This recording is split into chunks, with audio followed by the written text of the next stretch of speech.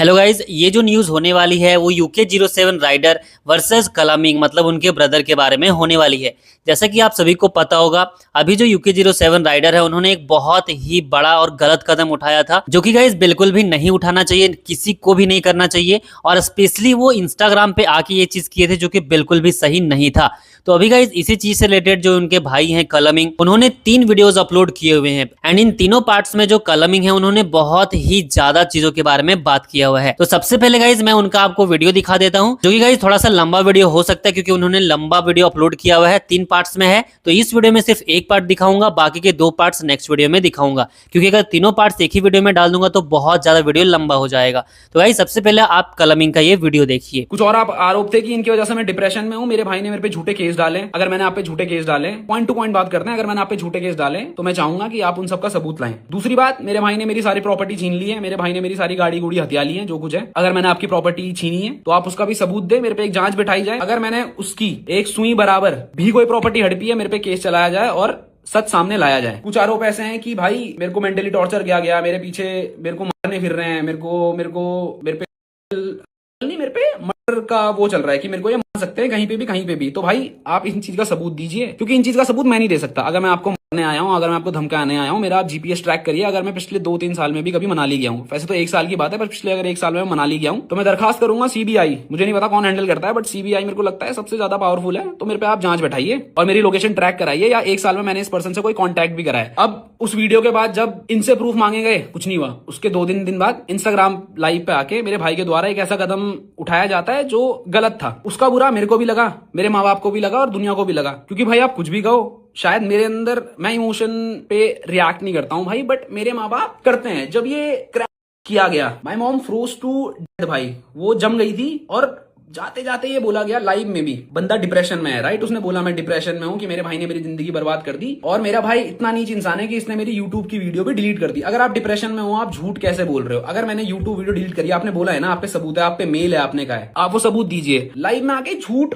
बोल रहा है और कह रहा है मैं डिप्रेशन में हूं। मान लिया भाई आप डिप्रेशन में हो, बट अभी भी मैं कहूंगा वो डिप्रेशन नहीं है, वो साइकोटिक बिहेवियर है। उत्तराखंड पुलिस, अगर आप ये वीडियो देख रहे हो मेरी वाली, तो मैं चाहता हूं आप मेरे भाई की उस लाइव इंस्टाग्राम पे कार्रवाई करें। और अगर मैं, मेरा परिवार या कोई भी इंसान जिसका उसने नाम लिया है, अगर उसके डिप्रेशन के पीछे या उसके लांछनों को सही साबित करते हो, तो उत्तराखंड पुलिस मैं हाथ जोड़ के निवेदन करूंगा, आप इस पे कार्रवाई बैठाओ। और अगर मैं गलत हूं, मेरे को जेल के पीछे भेजो। लाइव में एक ऐसा कदम उठाया गया जो गलत था, बट क्या वो सही था? अभी तो लोग इसलिए सपोर्ट में है कि वो इंसान बच गया। भाई ऊपर वाले का शुक्र है कि वो इंसान बच गया। अगर उस इंसान को कुछ भी हो जाता तो सच तो ठीक है भाई, आता 8-9 साल बाद बाहर, पर शायद तब तक मेरे घर वालों को जला देते। आप 8 मिलियन पे बैठे हो भाई, आपके करोड़ों फैंस हैं, आपने लाइव आके ये बोल दिया मेरी के जिम्मेदार मेरी माँ बाप, भाई मेरी पत्नी होगी। आपको पता है उसके बाद मेरे घर के बाहर कितनी भीड़ लगी है? लोग मेरे को और मेरे माँ बाप को मारने की धमकियां दे रहे हैं कि आपको जिंदा देंगे अगर आप कहीं बाहर दिख गए। तो आपने क्या ये रिस्पॉन्सिबल काम करा? आपने हाईवे में 150 की स्पीड में गाड़ी ठोक दी। शुक्र है आप बच गए, और शुक्र है कि कोई और भी नहीं। भाई लोग अभी क्या लगे हुए हैं कि भाई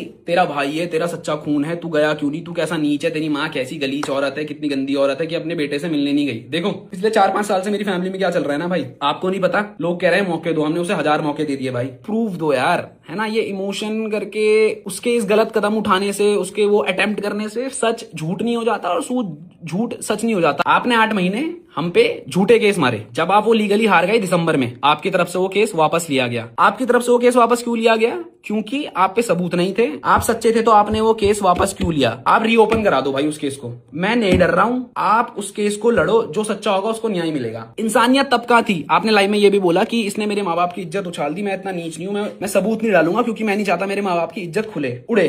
तो क्या जब आपने वो 8-9 महीने पहले एक झूठा केस हम पे लगाया, उससे इज्जत नहीं उड़ी? क्या समाज में हमारी थू नहीं हुई? अब बात करते हैं सिंपैथी की। भाई वो डिप्रेशन में है। भाई जब ये झूठा केस पड़ा था, मेरे बाप की हिस्ट्री सबको पता है। My dad is suffering from, like उनको ब्रेन स्ट्रोक पड़ते हैं, 2-3 बार उनको पड़ चुका है, उसकी मेडिकल हिस्ट्री सारी है। आपने क्यों नहीं सोचा कि ये झूठे केस से अगर मेरे बाप को कुछ हो गया, उसका जिम्मेदार कौन? आपने तो झूठे केस डाल दिए, आपने सबूत नहीं दिए, लीगली आप वो केस हार गए। तब आपकी इंसानियत कहां थी? आपका बाप मर सकता था। अगर मेरे को फेम चाहिए होता, बहुत लोग कह रहे हैं ना भाई इसने क्लाउड के लिए ये सब करा है, क्या है? मैं ये चीज पहले सोशल मीडिया पे लाया बिल्कुल नहीं। क्या मैंने आप पे झूठे केस मारे? बिल्कुल नहीं। अगर मारे तो आप सबूत दो, ये इमोशन करके जनता का बेवकूफ मत बनाओ। मेरी माँ को भी बहुत चीजें झेलनी पड़ी समाज में। आपके लिए सोशल मीडिया सब कुछ होगा, बट मेरे डैड के लिए और मेरे माँ बाप के लिए उनकी सोशल सामाजिक इज्जत, उनके रिश्तेदारों की इज्जत बहुत बड़ी है। And talking about my father, he is very well known and well respected in his field. He is 2 time president award. आप समझ रहे हो, 2 बार उन्हें प्रेसिडेंट से अवार्ड मिला है बेस्ट टीचर का इन इंडिया। उनके दोस्तों के सामने जो आपने उनपे इल्जाम लगाया, कोर्ट केस, सबको पता चल गया था भाई कि इसके बाप पे कोर्ट केस डला है, तब इज्जत नहीं उछली भाई। वाह। अगर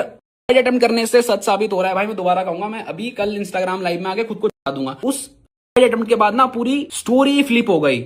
लोग सच और झूठ से हट गए, मेरे सबूत सारे लोग भूल गए, उसके लांछन सब लोग भूल गए। बस अब कहां पे आ गया कि भाई कैसा भाई है, उसका भाई मर गया, उसकी वजह से अपने भाई को खा गया, कैसी माँ है अपने बेटे को खा गई। लॉयर्स को पता होगा, और ये एक नॉर्मल बंदे को ही पता है कि अब जब आप एक झूठा केस किसी पे लगाते हो, आप वो हार जाते हो, तो दूसरे बंदे का पूरा पूरा हक बनता है एक डिफॉर्मेशन केस मारने का। अगर मेरे को पैसे चाहिए होते, मैं आप पे डिफॉर्मेशन केस मार के आपसे पैसे ले लेता। क्या मैंने लिए?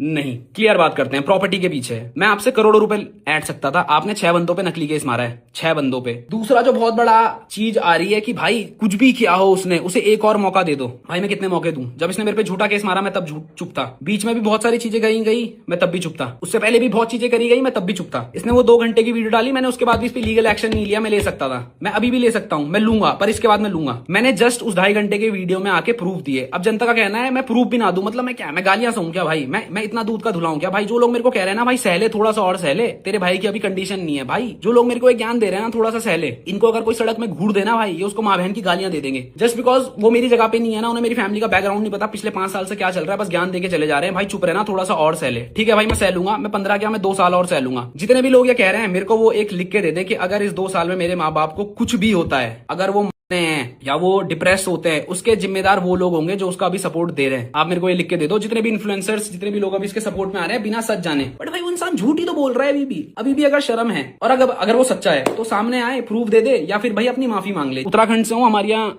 इन सब चीजों से ज्यादा कुल देवता और कुल देवी को माना जाता है। अपने कुल देवता और कुल देवी से कहना चाहूंगा, अगर मैं गलत हूं, अगर मैंने गलत किया तो मुझे बर्बाद कर देना, और अगर मैं सच हूं तो इतनी ऊपर रख देना कि ये लोग छू ना पाए। और मेरे को फर्क भी नहीं पड़ता भाई। लोग कह रहे हैं सोशल मीडिया पे क्यों तमाशा बना रहा है भाई, खत्म करना, अगर इतना ही है तो खत्म कर दे, प्राइवेटली जाके मिल और खत्म कर दे। भाई मैं क्यों प्राइवेटली जाके खत्म करूं? क्या प्राइवेटली जाके ये लांछन खत्म हो जाएंगे? बिल्कुल नहीं। मेरे बाप के लिए इज्जत बहुत बड़ी है भाई, और मेरे लिए भी इज्जत बहुत बड़ी है। आप बड़े बन जाओ ना, आप सामने आके सच बोल दो कि जो आरोप मैंने लगाए थे, मैंने इन्फ्लुएंस में या किसी के बहकावे में लगाए थे, मैं उन सबकी माफी मांगता हूं, मेरे माँ बाप ने ऐसा कुछ नहीं किया। आल बी द बिगर पर्सन, मैं ये बोल दूंगा भाई जो उसने किया इसे माफ करो, मैं चाहता हूं ये अपने बीवी बच्चों के साथ सुखी रहे और हमसे दूर रहे। तो 4-5 दिन में एक इन्वेस्टिगेशन बैठेगी, कोई केस नहीं है सिर्फ, और ये इन्वेस्टिगेशन भी ना भाई इस चीज के ऊपर बैठेगी कि अगर कलम ने और उसके माता पिता ने ये सब चीज एक शरीफ इंसान के साथ करी है, मेरा भाई, जैसा कि वो कह रहा है, मान लिया तू शरीफ है मेरी जान, मान लिया, तो अगर ये इन्वेस्टिगेशन में मैं गलत आता हूं तो मेरे को कड़ी से कड़ी सजा दी जाए, और अगर ये इंसान गलत आता है तो इसको भी कड़ी से कड़ी सजा दी जाए। अब या तो आप सामने से आके खुद एक्सेप्ट कर लो, और मैं सच बता रहा हूं, अगर आपने एक्सेप्ट कर लिया ना, सच में भाई हाथ जोड़ के आप दोनों को प्रणाम करूंगा, क्योंकि मेरा मुद्दा यह है, मेरे माँ बाप को ये झूठे आरोप से बाहर निकालो। एक चीज बहुत उठी थी जो